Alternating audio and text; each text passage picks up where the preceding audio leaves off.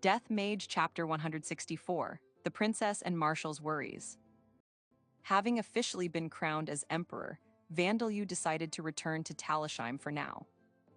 The trial of Zakhart still hadn't appeared yet, and there were various things that needed to be done. One of them was the revelation of Privel, Zadiris and the others whose ranks had increased while Vandalyu and his companions were away. Vandalyu himself wasn't aware of it, but he had apparently appeared in their dreams and guided them. He found it interesting that during those dreams, he had various strange appearances to each person, such as being enormous, having split into enough clones to completely cover the earth, and being small enough to fit in the palm of a hand. It could be that the shape of my soul or mind is different from regular people. Vandalyu muttered as he poured death attribute mana into a mithril bar.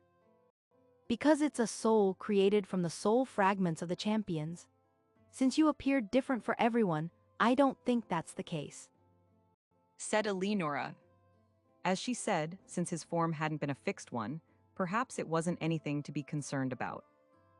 I haven't really been concerned about it up until now, but now that I think about it, I can guess how it is, Vandalyu said. When he recalled how he had behaved and moved about in Vita's divine realm, he got the feeling that his movements had clearly not been those of a human. Having become curious, he remembered when he had been summoned to Mububujan's divine realm with Budarian, Godwyn, and the others. Back then, he had the feeling that Budarian and Godwyn's appearances hadn't been different from normal, even when they were in so lonely states. But he had been looking down on them from above. In other words, he had been clearly more enormous than his physical form. He hadn't paid any attention to it at the time, but he wondered about it now that he knew of his own history. Your spirit form is normal, but your soul's form is different, huh? That's weird, said Borges. It is true that the boy changes form frequently, but he appears ordinary when he does not do so, said Zadiris. Vandalyu used out-of-body experience to create a spirit clone and explain. Maybe it's easier to understand if I compare myself to a slime. My soul is the core, and the spirit form is the jelly-like part surrounding it. My soul is constantly covered by my spirit form, so there's no way that it would show itself on the surface. The only thing about me that's different from others is my soul. The spirit form isn't any different from anyone else's. That's why nobody noticed just by looking at my spirit form clones, said Vandalyu's spirit clone. The deep blood slime Kuhul helped explain as well, and Borkus and Zadiris seemed satisfied by this explanation. Thanks for your help, Kuhul, said Vandalyu. On Earth and in Origin, he would have compared the soul to the nucleus of a cell, but in Lambda, it was easier to compare it to a slime. Even if your form is different, you're you, Vandalyu. It's nothing to worry about, said Darsha, moving her hand as if patting her son's head. Thanks, Mom. But more than me being worried about it myself, I was more concerned that everyone might be scared when they see my soul, said Vandalyu. I suppose that's true, Darsha said, and then she turned to speak to the people gathered around. Everyone be careful. I don't think we'll normally get to see the form of his soul, though. Vidurg and Zazagante reveal themselves here when we go to see them, anyway, said Eleonora. Yeah, it's not like we'll be summoned into divine realms along with the kid that often, said Borkus. And even if we were, it would not be a problem if we kept our eyes down, said Zadiris. I do feel like I kind of want to see it, however, said Luciliano. By the way, have you managed to transform Mithril with death attribute mana? Asked Isla Isla, looking at Vandalyu's hands with her dead eyes sparkling with desire. I've been trying for a while, but it seems impossible. Adamantite and obsidian didn't work either, so maybe I can't transform magical metals, said Vandalyu. He was currently in his workshop, testing whether he could transform mana-imbued metals such as mithril and adamantite. Vandalyu had previously created death iron, dark copper, spirit silver, and life gold, but he hadn't tested metals like mithril and adamantite before. One of the reasons for this was that he had been busy creating the death iron and dark copper used in the Luna currency circulating in Talishheim. But the largest reason was that metals like mithril and adamantite didn't appear so frequently in dungeons. In most cases, these metals appeared inside treasure chests or as equipment equipped by monsters. Thus, it was rare to find them in reasonable quantities. It was possible for Vandalyu to create them by spending his mana using the golem creation skill, but that took a considerable amount of time. And since death iron and dark copper were exceptional as materials, there hadn't been much need to transform magical metals. That was why this experiment had been left until later. But now that he had finally started the experiment, the results were not favorable. It doesn't look like they'll disappear or start moving around like spirit silver or life gold if we leave them alone, and there's no change to their appearance, strength, or properties. Said Vandalyu. I see. Magical metals are originally metals that have transformed by being imbued with mana, so this means that it is impossible for your death attribute mana to further transform something that has already been transformed. Said Luciliano. As Vandalyu's apprentice, but also as his research assistant, Luciliano wrote a summary for the documents detailing the results of the experiment. By the way, are you not going to test orichalcum? Luciliano asked. There's no need, is there? Said Vandalyu. Orichalcum, the metal said to be impossible to create or manipulate by anyone other than the gods. Though Vandalyu was only able to make rough changes to the shape of lumps of orichalcum, he had used the golem creation skill to turn it into things like maces, shields, and clubs. The orichalcum was immersed in a large amount of death attribute mana in this process. If it could transform, it would have already done so. Platinum didn't transform when I tested it before, so maybe this is the limit. Said Vandalyu. That was an experiment conducted before you acquired the divine protection of Earth's dark gods, so how about trying again? Luciliano suggested. Perhaps you could create a metal that only exists in the afterworld of Earth's legends. That's right. You've become able to grow pomegranates easily with your group binding technique, thanks to the effect of your divine protection, so there might be other effects as well. Said Darsha. Vandalyu could cultivate plants inside his body, with the effects of plant binding technique that was a part of group binding technique. But the cultivation of pomegranates had become simpler than before after he received the divine protection of Earth's dark gods. You're right, let's try that on another day. Said Vandalyu. Boy, other metals and materials exist in the worlds of Earth and Origin, do they not? Could you not create them with golem creation now? Said Zadirus. There are, but I don't know how to make them. Said Vandalyu. On Earth and in Origin, there were metals such as tungsten whose existence remained unknown in Lambda. It wasn't clear if they even existed at all. However, Vandalyu was not very knowledgeable about such metals and materials. As a high school student on Earth, he hadn't possessed a particular interest in metals and minerals, so he didn't remember the properties and the process behind creating metals like tungsten and titanium alloys. If he was still a student, he would have been able to at least remember their chemical symbols. But as 30 years had passed now, he didn't remember them at all. He had heard information about metals from the spirits of the researchers in Origin, but they had only spoken of their own research that they had conducted regarding those metals. They hadn't explained the metals themselves in great detail. Even the golem creation skill couldn't create minerals that Vandalyu knew nothing but the names of. Even when I asked Legion, it seemed that they weren't very knowledgeable about them either. Said Vandalyu. Well, they aren't researchers or specialists. It seems that there are various things in the deepest part of the trial of Zakart, but I'm really torn as to whether it's all right to test them. The legacy of the champion Zakart lay inside the dungeon that was named after him.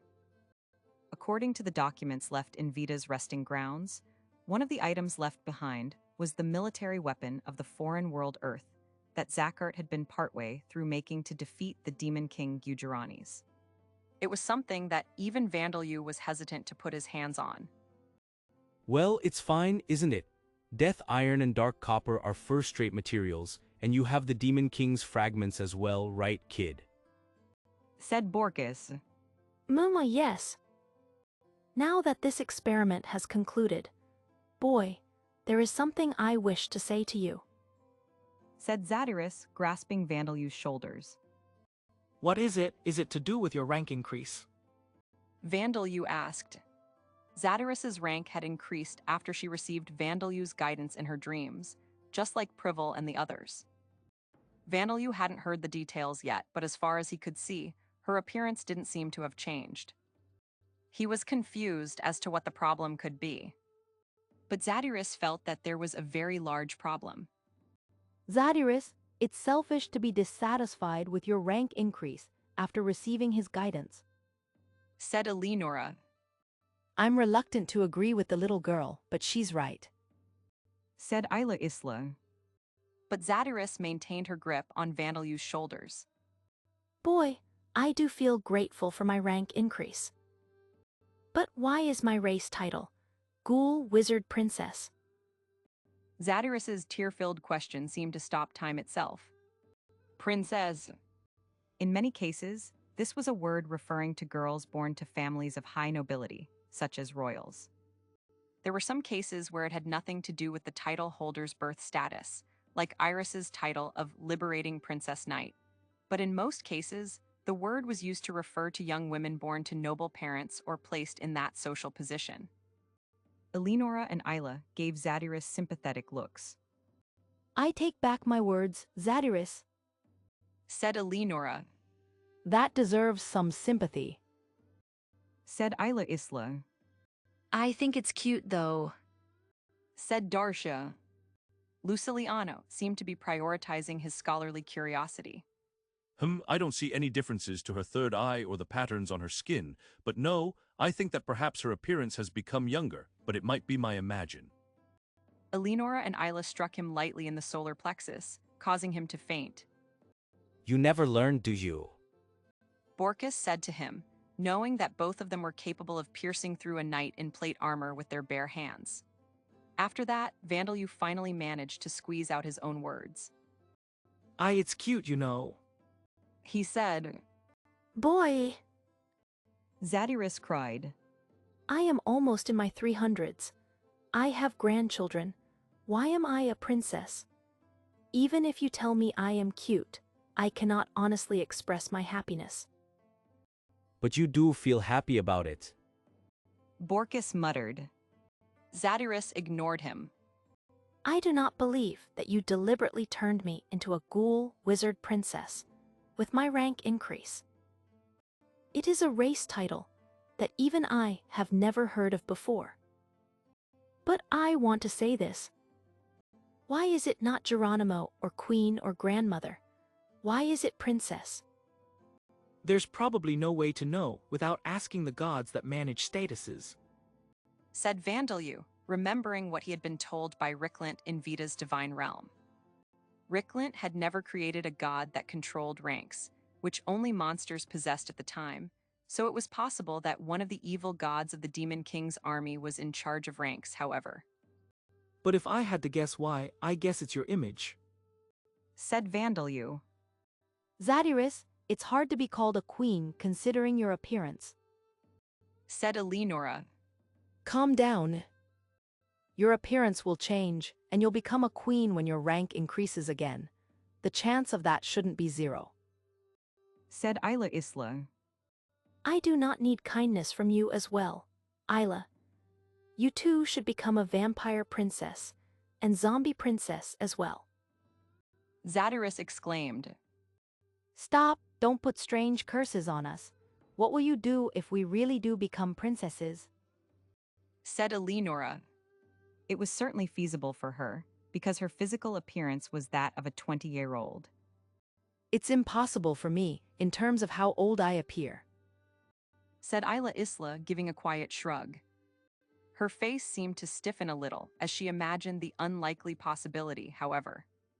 Well, I wouldn't be able to stand being something like a zombie prince hero at my age either, but You can't do anything about a rank increase. Said Borges. Monsters and members of Vita's races could increase their ranks, but their ranks wouldn't decrease unless they became undead. Also, a change in race title without a rank increase had never been seen before. Even if limbs were lost, even with aging, monster ranks and race titles remained the same. Indeed. Said Zadyrus. Now that I have come this far, increasing my rank again will not be easy. But I have no other choice. Should I make a wand and costume? Said Vandalyu. I do not want a childish design. I will not ask for Queen's design, but I would be happy with a lady or woman's design. Vandalyu had asked this question while imagining a magic girl Zadyrus in his mind, but as Zadyrus didn't know about Japan's anime, she seemed to have interpreted it as him offering a present. Design, I'm not very confident, though, Vandalyu thought. All right. He said, thinking that it would be too cruel to tell her. He was joking right after her mood improved. He could make clothes by knitting the thread that he created himself. As for the wand, he decided that he would use the Demon King's horns and exoskeleton as a base, and follow her requests as much as possible.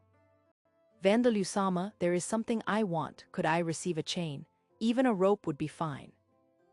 Isla Isla lightly pulled at Vandalyu's clothes. Isla, that's not for a proper hobby, it's to attach to your collar, isn't it? Are you all right with something made with golem creation? Vandalyu asked. Yes, of course. Isla Isla said, nodding in response to both questions. All right. Said Vandalyu. Isla had been working hard recently, and it was only natural to give her more presents after her collar. Vandalyu-sama, me too. Elinora exclaimed. Isla-san and Elinora-san, you should. I guess it's impossible for you to hold back. Said Darsha. I think so too, Mom. Vandalyu agreed. Elinora, would you like a choker, something more accessory-like? Meanwhile, the Saint of Healing, Gina, and Tiny Genius Zandia, former heroes of Talishheim and Borkus's former party members, entered the underground workshop. Your Majesty-kun, can we talk to you for a moment? You're not gonna ask for collars as well, are you? Borkus asked them fearfully, having a bad feeling because of the timing of their arrival. The two of them gave puzzled frowns. Huh, what are you talking about? We came to give His Majesty-kun a report on the bodybuilding tournament and talk to him about other stuff while we're here. Said Gina. Having learned bodybuilding poses like the side chest from Vandalyu, Gina had thought that bodybuilding could be interesting and come up with the idea of using the theater that had been built in Talishheim to hold a bodybuilding competition. Even in Lambda, those who prided themselves in their physical beauty took poses that emphasized their muscles. It was only natural that some of them would like the same poses used by bodybuilders on Earth. There were all kinds of races in Lambda, but many of them shared the same body shape as humans of Earth. But tournaments where contestants competed solely in physical beauty were rare. In Lambda, those with physical beauty were those with exceptional physical abilities, and they were expected to possess exceptional fighting strength. In other words, tournaments were those where fighting slaves risked their lives, and even the less gory ones were combat tournaments where contestants sometimes died. This was the first tournament in which contestants competed only in beauty that had no practical use, at least within the Boundary Mountain range.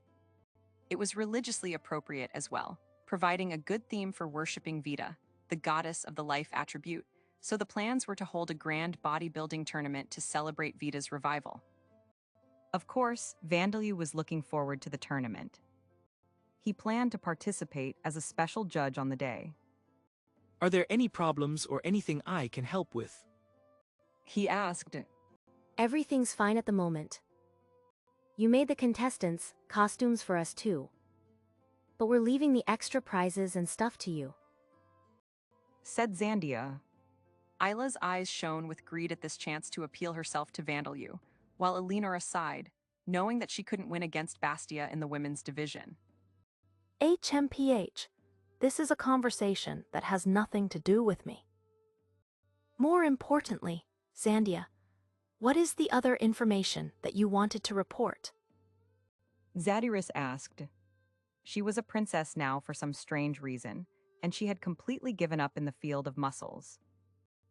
First of all, the fact that our ranks have increased and lost our broken labels. I'm rank 9 and Jinani is rank 10. Zandia said. The only other thing is that Nuaza was talking about building a statue of His Majesty Kun next to the statue of Vida-sama to celebrate her release from Alda's stakes, and the revelation that His Majesty Kun is the reincarnation of the 4 champions. I'll go and stop him, said Vandalyu upon hearing of this outrageous situation, shrugging off Zadirus's hands and walking off in a determined fashion. You're going to stop him. Didn't that great spirit Velt tell you that you could become a subordinate god when you die? He did, but I'm still going to stop him. I don't plan to become a god now. I need to have him settle for building a life-size statue like all the others he's built up until now. Vandalyu might become a god after he died, but he had no intention of becoming one while he was still alive. Earl Thomas Palpapik, the current marshal of the Mergshield Nation, put his signature on a document and let out a large sigh.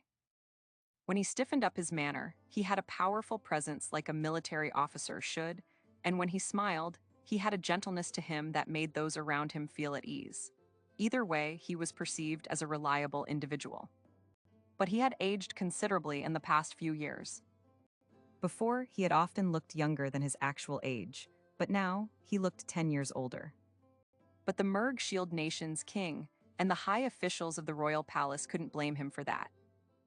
Approximately 4 years ago, an elite force of 6,000 men had been lost on an expedition, and the nation had lost much of its military power.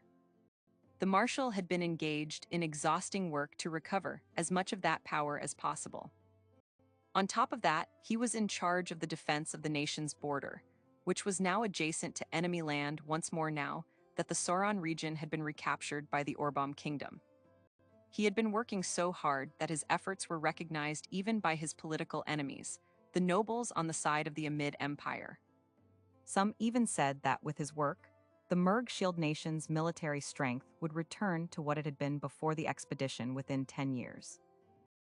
If this nation is still standing by then, Thomas thought to himself every time he heard these words of praise. Why have things come to this? Thomas muttered to himself in a disgusted tone, having dealt with all of the documents that he needed to look at. The same questions always filled his head every time when he was on his own, not doing any work. Where had he gone wrong? Why had things come to this? And what was he supposed to do now?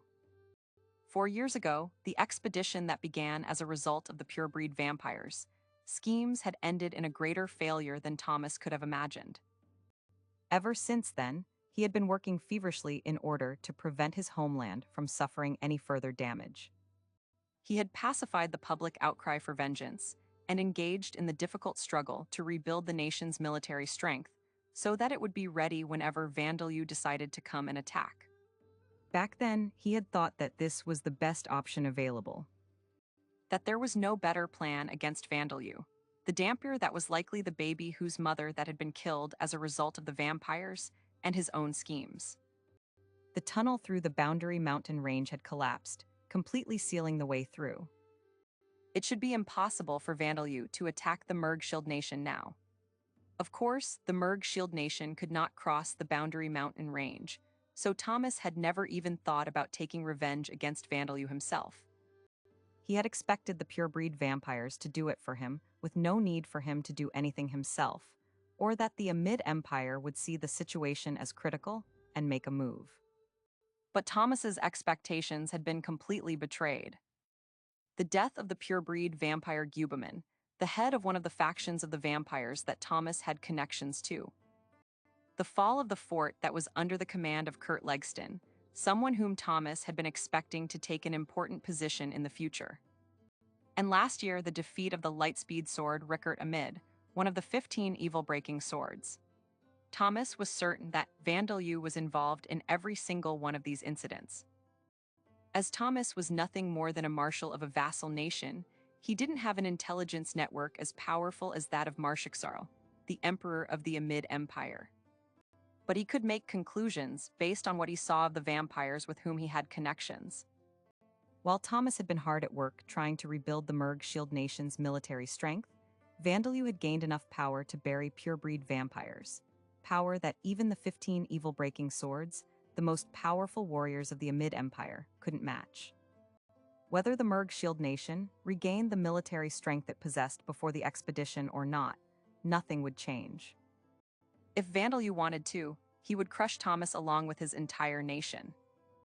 Facing the greatest threat that this nation has ever seen, I've spent the last 4 years hard at work, achieving nothing but providing more materials for his undead army. Thomas gave a hollow chuckle. I can't help but laugh at myself.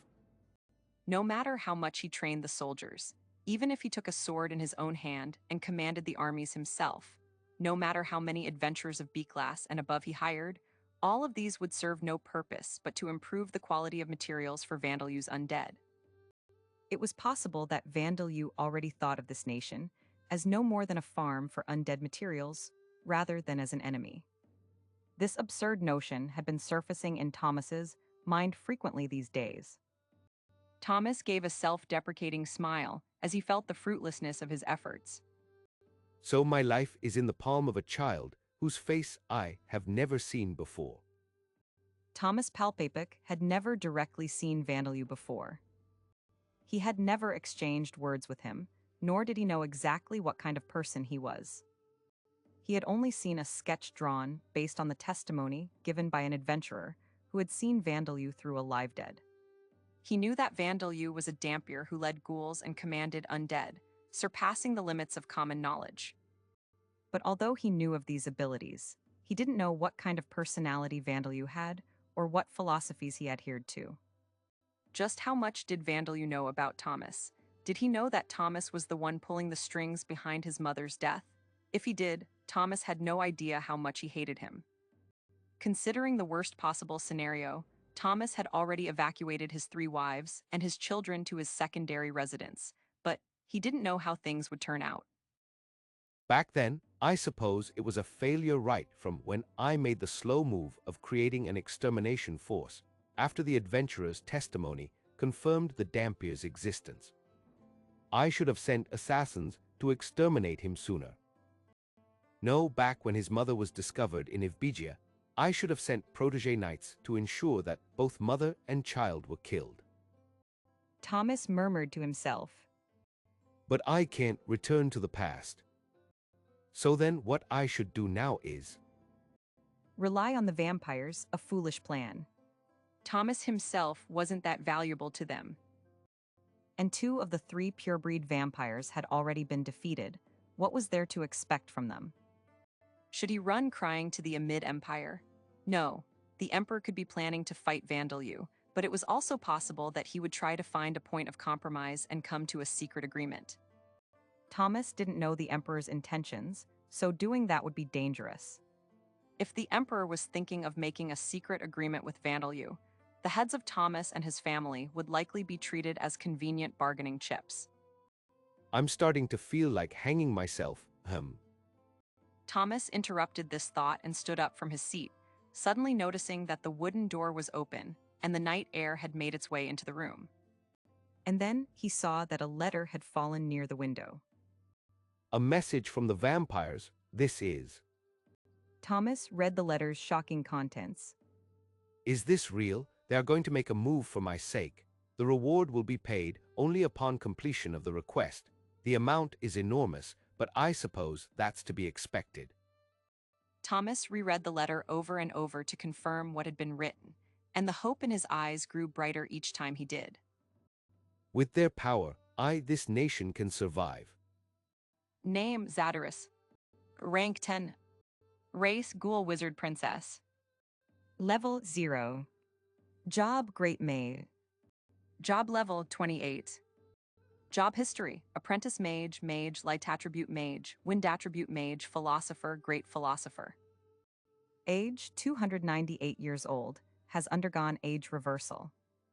Passive skills: Dark Vision, Pain resistance, level 4 level up. Superhuman strength, level 2 level up. Paralyzing venom secretion claws, level 2. Increased mana recovery rate, level 10 level up. Mana enlargement, level 5 level up. Automatic mana recovery, level 4's new. Increased magical power while equipped with a staff, medium new. Active skills. Light attribute magic, level 10. Wind attribute magic, level 10 level up. No attribute magic, level 5 level up. Mana control, level 10 level up. Alchemy, level 6. Chant revocation, level 7 level up. Multicast, level 5 level up. Surpass limits, level 5 level up. Housework, level 1. High-speed thought processing, level 4 level up. Unique skills. Zazagante's divine protection. Gersa's divine protection new. Monster explanation. Ghoul wizard princess. A monster race title achieved by Zatarus following her rank increase after she received the divine protection of Gers, the guardian deity of the Kijin nation, from Vandalu in her dreams. There has been no change to her appearance, but her magic-related properties have improved from when she was a ghoul elder wizard. In addition, with the effects of the strengthened magical power while equipped with a staff skill, the power of her spells has increased. It is a skill that increases not only her offensive power, but also the healing power of her healing spells and the duration and such of her enchantments. Also, this rank increase had nothing to do with Gersa's intentions.